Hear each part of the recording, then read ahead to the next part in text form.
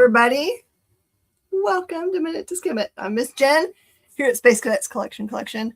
Okay, so today's books give us kind of like the very end run of what's going to be the storyline for Age of Revelation. It's not the very last book because there is, of course, an Omega because they can't help themselves. Going to have an Alpha and Omega if you're Marvel. That's the rules. Make sure you tune in to find out which one of these things I was like, what the heck's going on? Because there always is one every week where I'm like, I thought I knew what was going on, but maybe I don't. There is an awesome absolute flash this week. Coming hot off the high of last week's Batman. Lord. So many people have come in and bought that book. It's already tapping up in its values, which it should. If you have not gotten one, you absolutely should go find one. They're around. Don't you worry. And add everything to your pull box. You should. And start thinking about this week is your last week probably to go and find cool things for your loved ones. Think about your local comic shop for graphic novels and other fun things. They've got everything.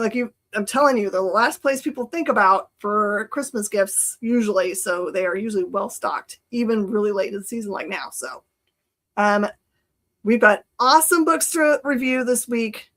Which one did I not get? Come back and find out.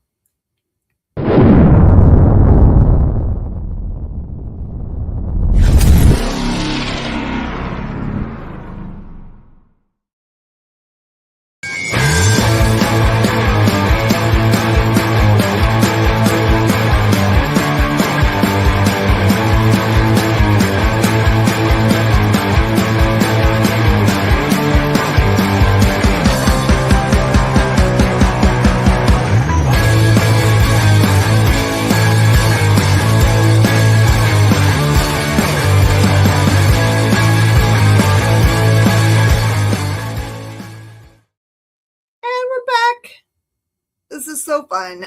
Thank you so much, Kenneth, for being here. Every single week, you're here to support us, and I appreciate that. Like I said, cool books to review this week. Let's get after it. All right, every once in a while, we get these cool things way ahead of time. So this is an image book that is a preview that we're seeing this this way ahead. I don't even actually know when its actual release happens, but it's interesting. Oh, thanks for subbing, man. I appreciate that. That means everything to us. So, what can I tell you about this that gets you really excited about it? You should get excited about it because it's really fun. If you are a fan of another book that's out this week, Barbaric, in which there is a talking axe named Axe, you might really like this. This is like kind of like fun. I don't know if I call it cutesy, but very kind of like potty humor fantasy, in which there is a land that is separated by a kind of like a rift area called the Scar. And I guess all the good creatures and good whatevers are on one side, the bad ones are on the other side. And somehow, if they get into the middle, they can fight each other. But you can't cross into each other's lands. It kind of sounds like from the way they're talking to each other. Now, this character in the middle here is an orc, but also something else you'll find out. And I don't know if you can see it there. Do you see on his arm, he has got a shield that looks like there's an eyeball on it? Well, that's because it is actually an alive shield. They don't give you a back history for how they found each other, but it is clear that they haven't had a long relationship. And the shield is going to get him in all kinds of trouble. And you can tell the naming thing in this book is really funny because there is another character that you meet that is a frog and a wizard. And so his name is Wizard or something. So it's kind of funny. More talking weapons in comics. We must have lots of them, especially ones that cause trouble. So anyway, this is really fun. The art style is exactly like it is on the front cover for the entire book. It's nice and glossy. I don't know if the book, when it comes out, will be all gloss, but just think about it for your pull box consideration. It says it says there's no spoiler. It's on the front. Half dwarf, half orc, all dork. And it's by Brett Bean, which I don't know their work from other things, but I should have looked that up before. Oh, it's Did I Fate Harryland? Oh, well, did I just say I Fate Harryland? You gotta cut that. That's so funny. Okay, so anyway, yes. I said funny things, but Clip it is that. Yes, clip that for sure. Clip that nonsense. Golly.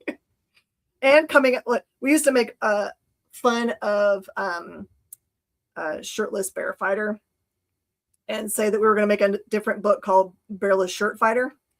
So here we go. There's a new book that we need to have. Like I Fate Harryland is going to be the next book series that we need to have made. Everyone hit up Brett because he's going to make it now. Oh my God. Oh, brilliant. Yes, right? I actually think the other one would work. I really do. Because I want to see somebody fight shirts. So this one's a fun book. Think about it for your goals. Okay. We've got a couple more all Fight Month books from DCKO. Last week's were quite interesting. I did not get to read the Aquaman, so I have no idea who won that fight, and I forget even who is his opponent. But I do know that also we had Lobo. Who else last week? There was a good battle. It was mightily fought. I'm really in love with how Hawkman, thank you, with Hawkman. I really love how they have them do a battle in 3 parts. Wonder Woman, Lobo, thank you. So it's kind of interesting to see how the characters choose. So it's kind of like, it almost feels like a video game, kind of when you're like, choose your form. And you get to like choose whatever form you have. This is the way that they've got it all set up. And they know this going in, but it's interesting to see which characters get real uppity about their very first battle and decide to stick with their first form. Because it worked so well the first time around, not thinking that, of course, their opponent is going to use that information to choose a different form. I know what it makes me feel like. I played Pokemon for a good long time, and if you ever played against somebody more than once, you always thought to yourself, well, I know what they have in their deck, so I can plan for that. But quite often they would have changed their deck in between so that you were then facing something different.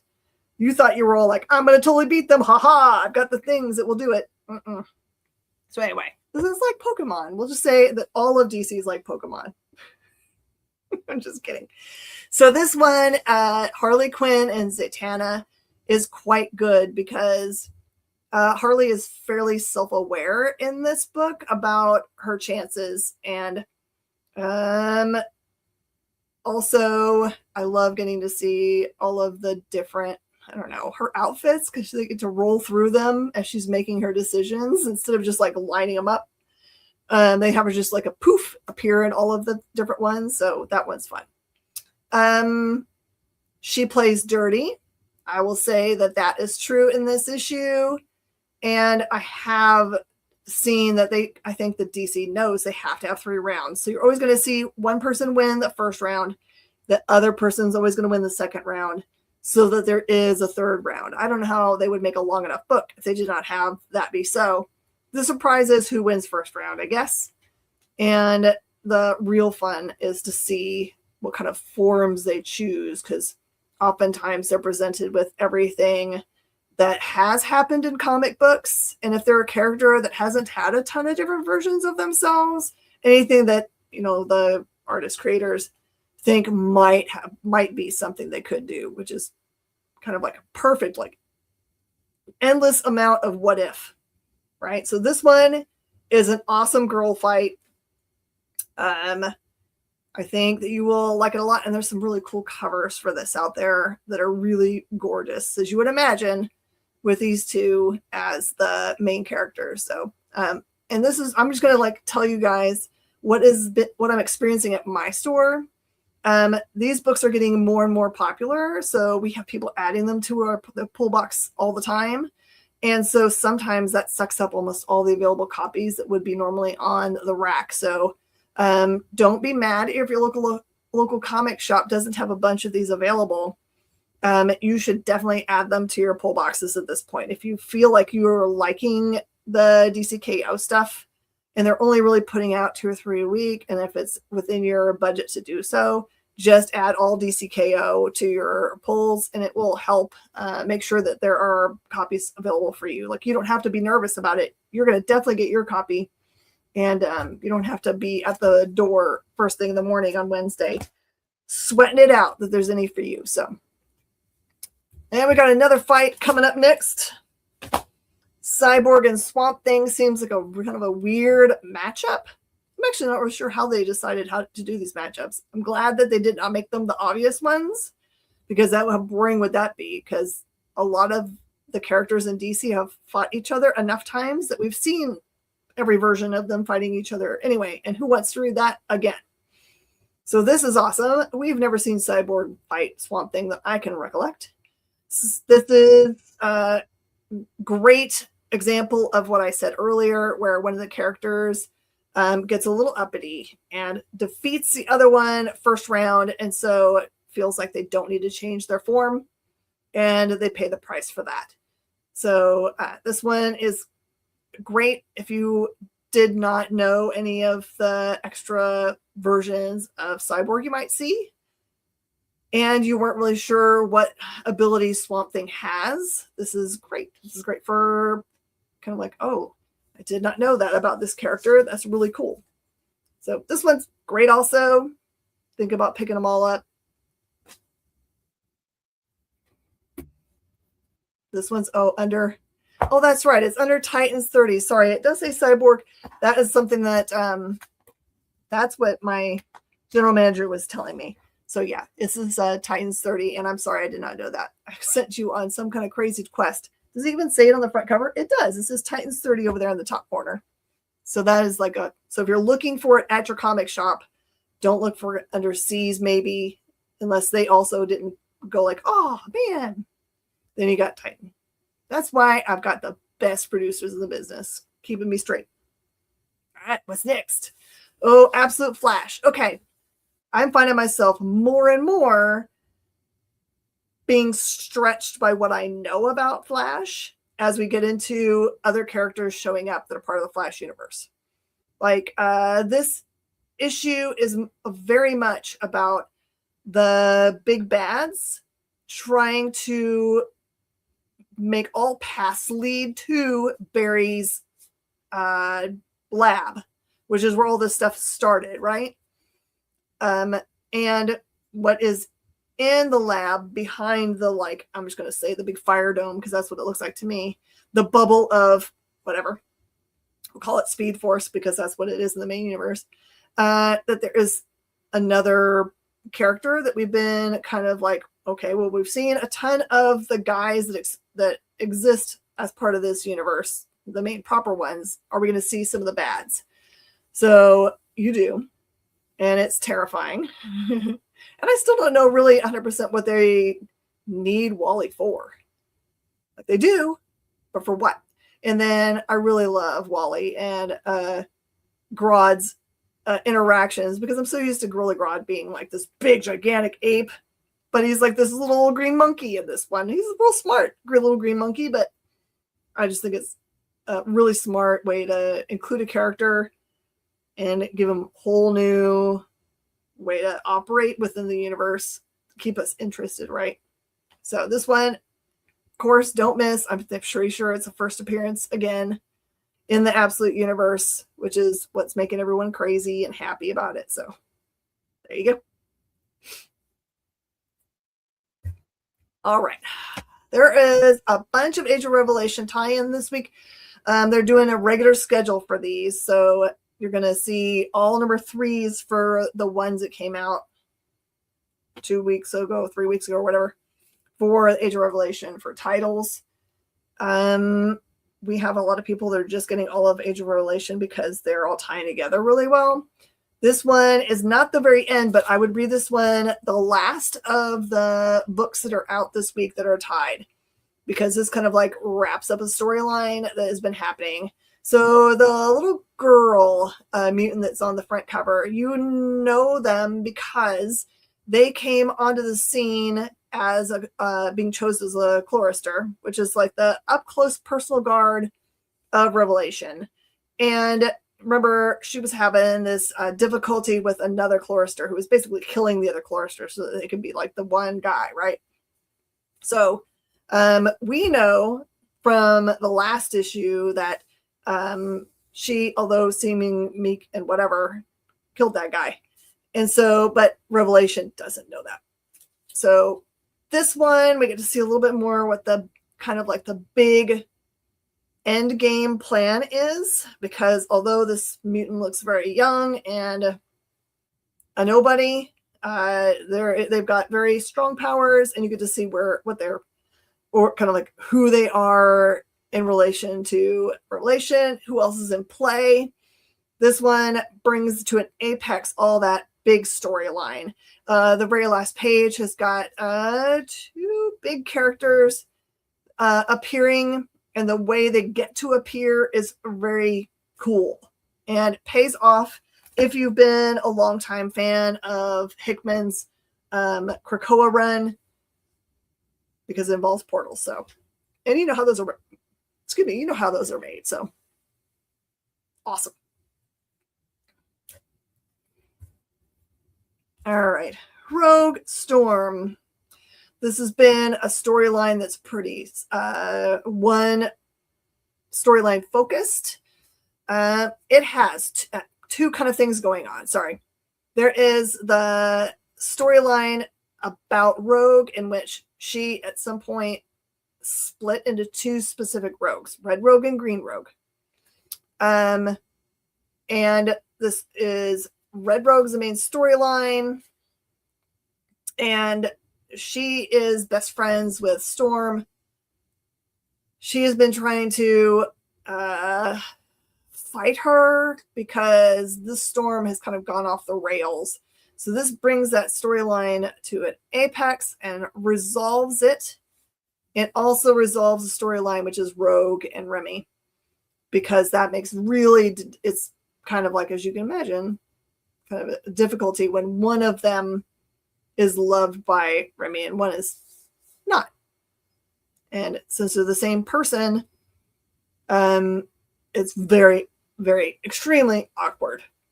And something happened in the last issue, which has to also then be resolved as well. So I hope you're reading this one. This one shows just how powerful Storm really is. Remember, she's had like godlike powers for a while. And gosh, that's really all I can tell you about this one. This of all the titles that I'm reading, I like this one, and I like the Emma and Tony one, which I can never remember the name of. That one was last week. That one's really good.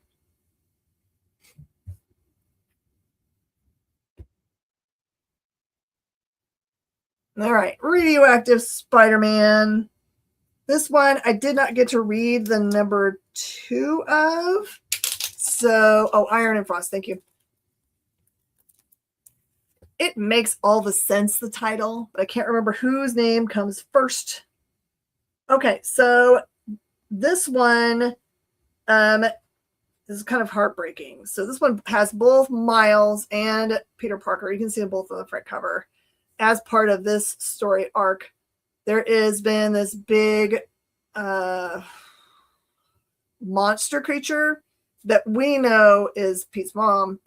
And so Pete's having this crazy conflict between, and also, sorry, because the reason that she is like this weird mutant creature is because of the X gene virus that was put out there by Revelation at the very beginning of all this. So this one is them fighting against her, but also Pete doesn't want her to die. Very complex, this storyline. So this brings all of that to a close. That resolves also. So this is a good resolution week where everything gets kind of like wrapped up. I'm not really sure what I have to say about this one, because Quint is actually in the last issue looked like he had lost complete control of the kids. So imagine like a teacher-kids relationship in which they're all mutants, and the teacher thinks they're teaching the kids how to control their Omega level powers. And the kids kind of already know how to use their powers and are very dangerous. And they've been playing him like a violin. If you had $1 every time you had to fight a mutated family member, I know, TJ, goodness. So this TJ would have $5, but it's shocking that it's happened that many times. $5. So this one, I mean, this one's written by Tony Fleece, who has been killing it writing Feral, which is another scary book. So I guess I should know that he's got an end game here in play, and he does here wrap it all up. And it turns out that their teacher is none of the big dummy as I think. But yeah, these kids terrify me. I can't even tell you what happens at the end of this, but yeah, kids terrify me. If you want to see some kids that'll just like make you question all of reality and what's going on, I even not sure if what I read at the end of this means that something has actually happened, or if they're going to be like, fooled you, and just show up in some other book and be like, haha, we've just been comic book jacking with your brain. TJ grew up relatively close to 3 Mile Island, been exposed to some fun rads, huh? All right, this one is Rivals Ignite. Rivals is that awesome video game that maybe you've been playing. Definitely a lot of kids that come into the store have been playing. And they've done some comic book series about. This one is 3 stories in full color, it says. Aha, nice. And I'm not going to be able to remember all 3 stories for you, but this one, they're all really cute. They're by Peach Momoko, Yuji Kaku, and then a team that has Mitsuyasu Sakai. I'm not butchering their names on purpose. They are really cool names. But anyway, it's just like the cutest art. If you like that cool art by Peach Momoko, all of the book is kind of like that. And they are very pleasant storylines. So good cuties. And the last of our Age of Revelation ties in this week. So in the storyline, Wolverine has been being controlled by Revelation forces for a while. That mutated Sabretooth there has been trying to fight him for a while. And alongside all of them, you've got Nightcrawler, who is definitely showing his age in this book, or at least for this, whatever, because you don't know how far in the future it is. This is what makes it really difficult when I said that some of these books I don't get, because most of the time they say X years into the future. And I don't know if I should take that literally as it's 10 years in the future from when the Age of Revelation started, or if it's just like pick a number. So that part is always confusing to me because it'll jump back and forth. It'll say 5 years from Age of Revelation stuff, and then it'll say X years. So there is a lot of stuff going on, but whatever's happened in this X years amount of time has been real crazy. In this one, I'm going to spoil a little bit for you in that Wolverine, something happens to him in which it brings him kind of back to himself.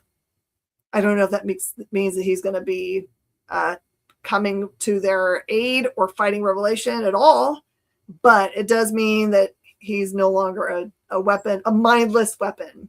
Next series title, X Years Later. I mean, yeah. I mean, X Years Later is fine.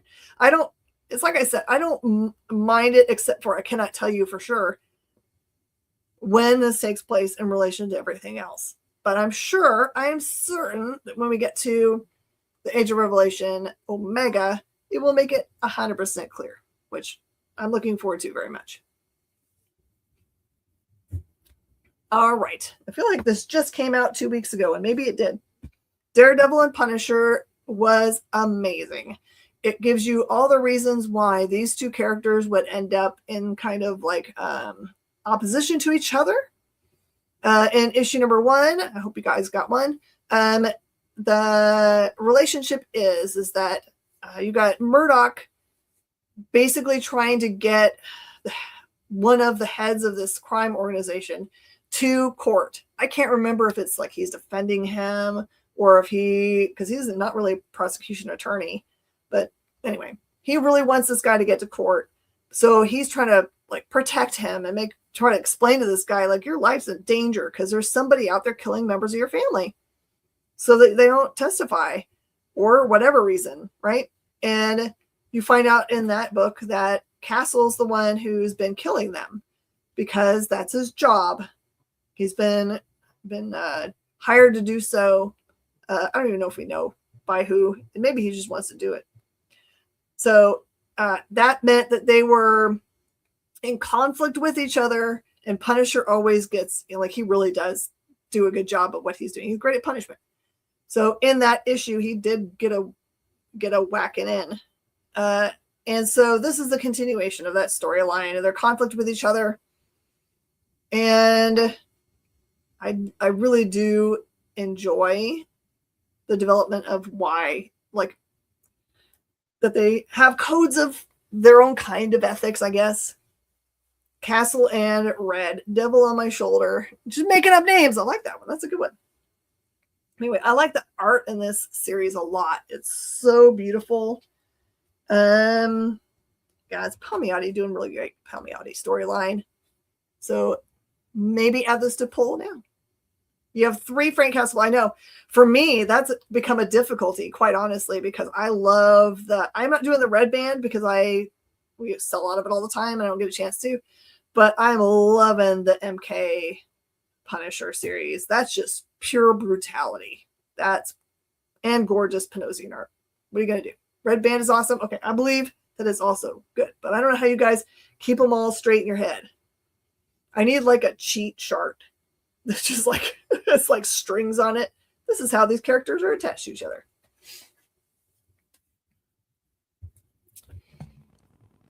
Clip that.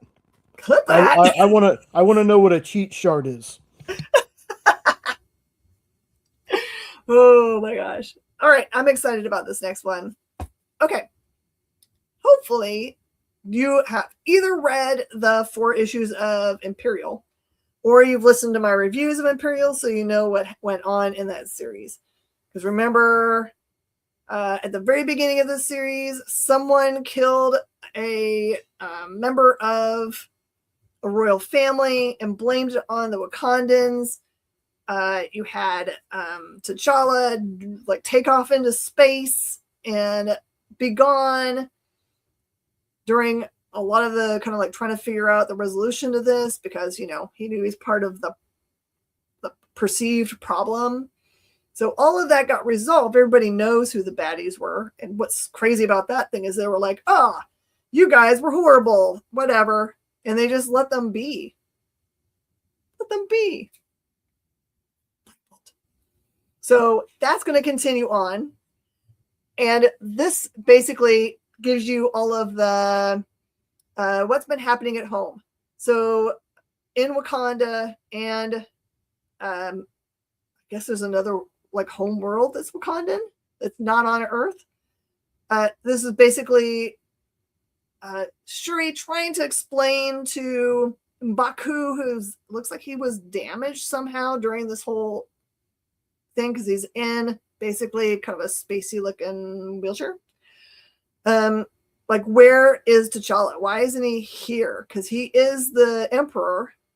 It's definitely the Emperor, but where is he right now? So this is a storyline about getting him back into the actual throne and doing his job.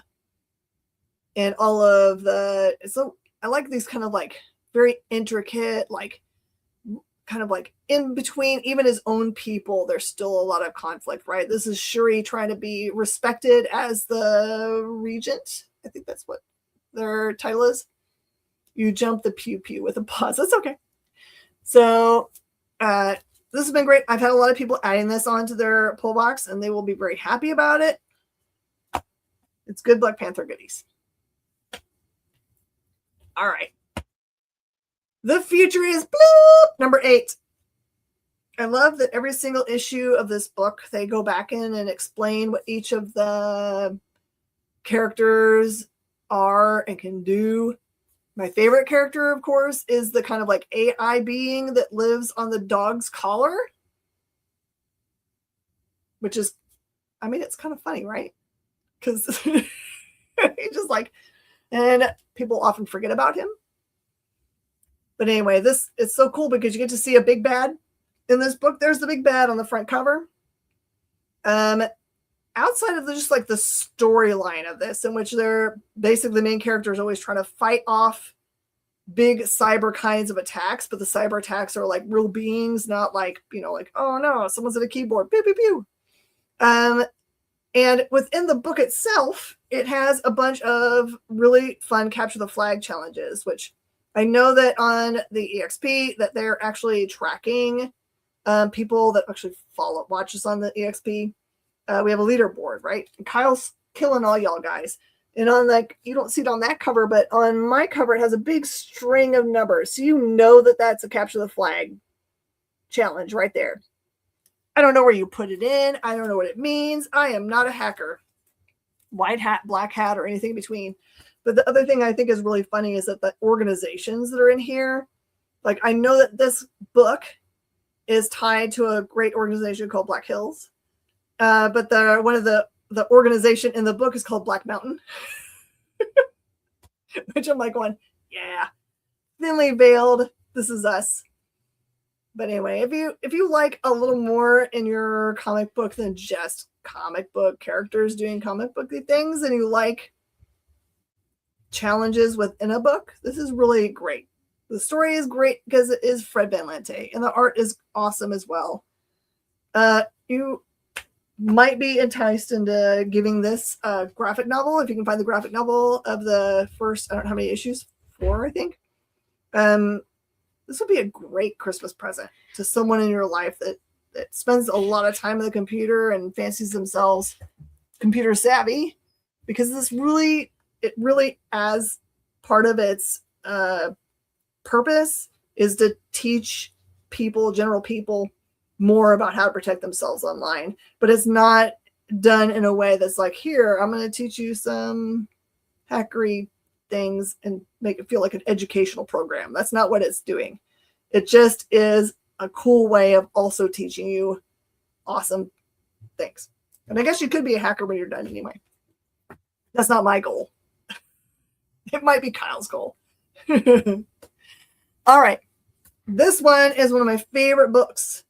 You can go back and read all the way to the beginning of Barbaric and just have the most fun.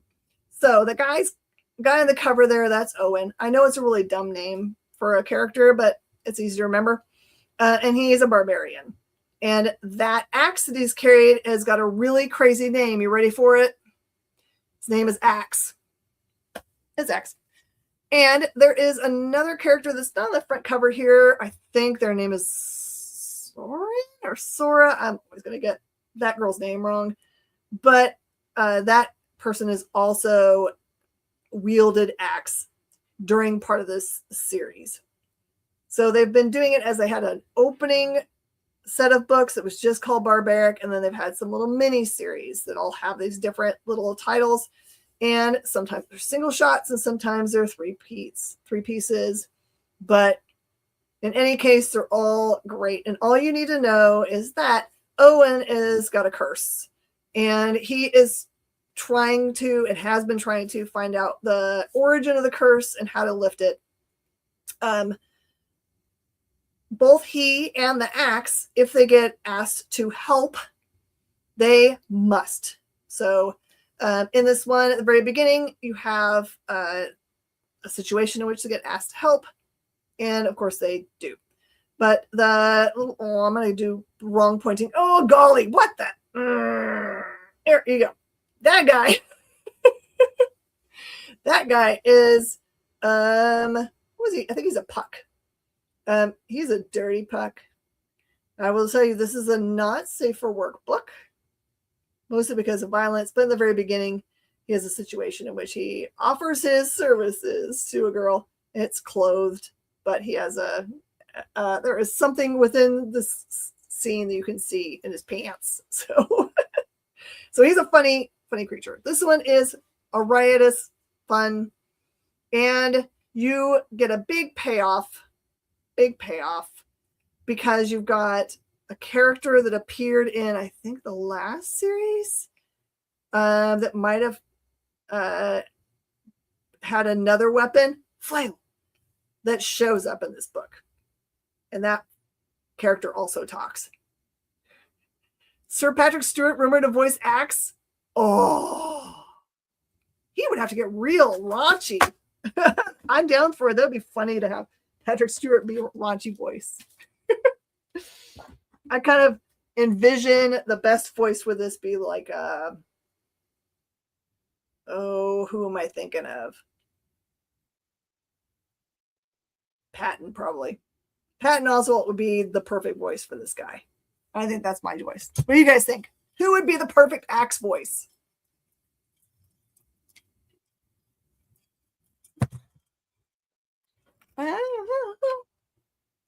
Patton is great in everything.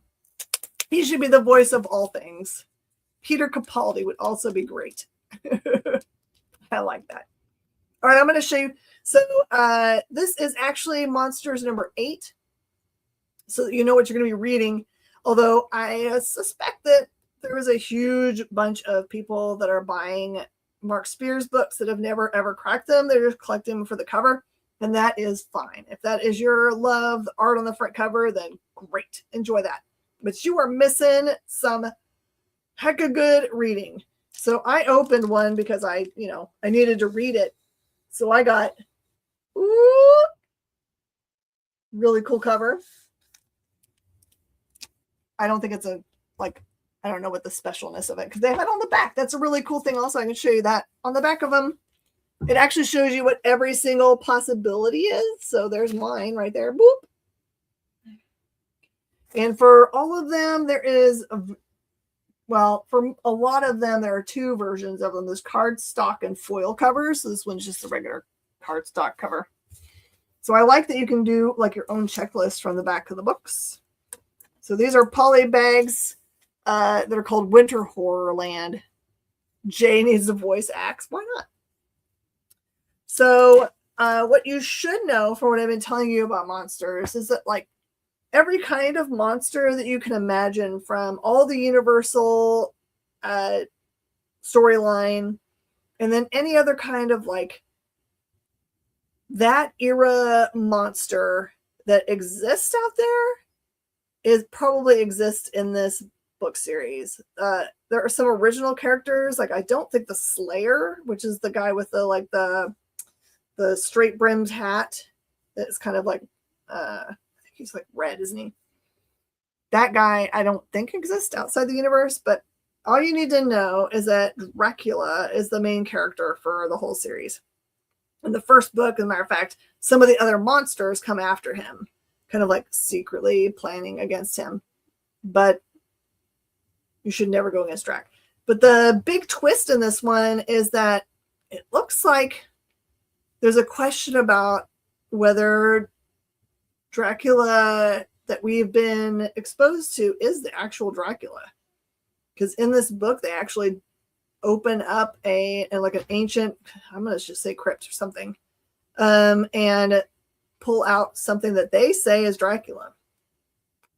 I don't know. He doesn't have any hair and he looks all decrepit, but I guess if you were buried for millennia, that maybe that'd be what you look like. So there are a ton of other main characters in this that show up. You get the 3 brides. Are there any of them I can't? You definitely have the werewolf in here.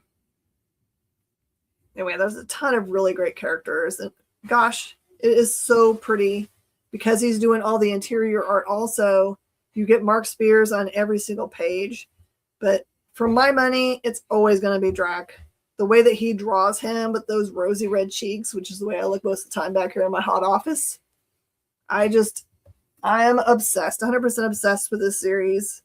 He can go on and on and on and on and on and on and on, even if he just made covers of books and it was empty. By the way, do follow Mark Spears because he has a bunch of stuff he does. He offers direct to folk. Like he released a card set that I don't even know if it was a card set that ever went to stores or not.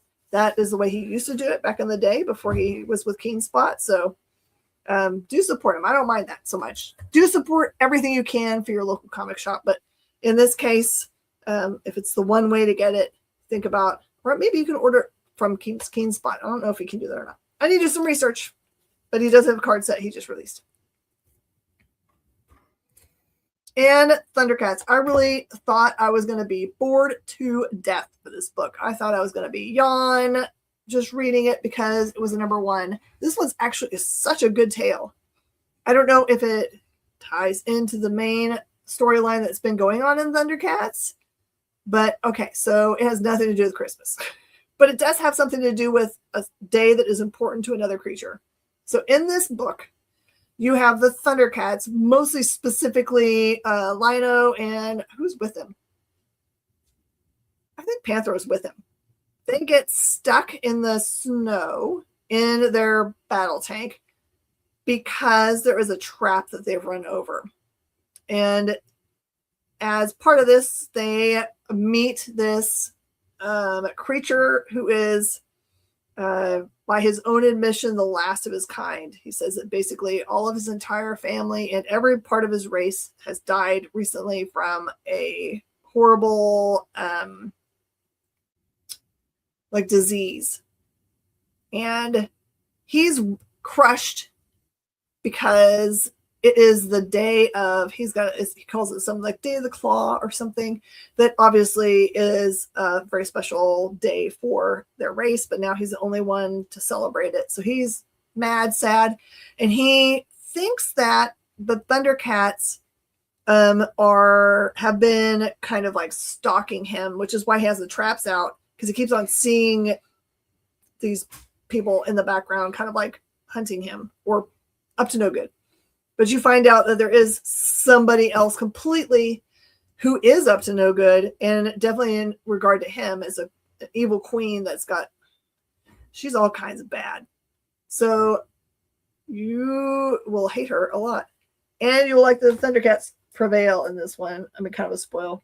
Oh, I just noticed. It says it's a holiday special. Oh!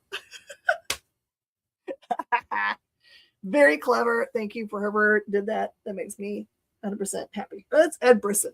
I don't know if that was his design, but very clever. Okay, and there is some cool books that come out this week. This is from Uncivilized Books. It is a cool hardcover book called Cannonball. So this says, Caroline Bertram, aspiring writer, queer, art school graduate, near alcoholic, and self-proclaimed torture genius. This is her life so far. Her work has appeared in a variety. Oh, sorry. This is about that person. So anyway, this one seems like a slice of life awesomeness. No, it's not Earth Herpes. You get a chance to get the second volume of the Psylocke series, which I know that a lot of people said was awesome. Actually, the other book that came out about the same time, the Magic book, that one I sold our last one today. So people liked those short series with the cool X-Girls. X-Men, the Hellfire Vigil. This is a volume 3 of the X-Men. So it's a good chance to grab up some of the most recent finished up books, and including Gail Simone's Uncanny X-Men, Murder Marie Mutina, which is the 3rd arc. I think this finishes up where they started the pause for the Age of Revelation. And this one, this character that showed up is, oh my gosh, really cool character design. And I wish I bought 1,000,000,000,000 of them. Also, you can grab up the Spider-Man, the Black Suit and Blood series. There's a new Superman All-In Love and Mercy. This is volume 5 from the Williamson run. It's your chance to grab up The Witcher hardcover. This is The Witcher. Oh my goodness. A great Batman Beyond 25th anniversary. Because definitely gotta have that. Volume 2 of The Moon is Following Us. Is it? And Lord knows this has been so popular. This is probably the most excited I've been about a book release because I'm sure these are all going to sell. This is Mark Waid's and Chris Samney's Batman and Robin Year 1, which we cannot keep any issues in for, and it's been hard because I don't think they've done a bunch of reprints, but don't miss getting this from your local comic shop because, oh my words, it is so cool. And that's mostly it. So thank you so much for joining me for Minute to Skim It. Sorry, I Minute to Skim It really fast. How much Batman Beyond is in the book? Let's find out. It is very thick. It says the miniseries plus 1 through 24 of Batman Beyond and an appearance in Superman Adventure 64. So pretty much all of it. All right, everybody. Thank you again. And I will see you guys where don't disappear because we're taking a little bit of break and we're going to pop back on. And you can buy these books from me in my show. Tomorrow's Comics Tuesday. So that'll be popping back on The Experience and CBSN here at the top of the hour. I will see you guys later. Bye.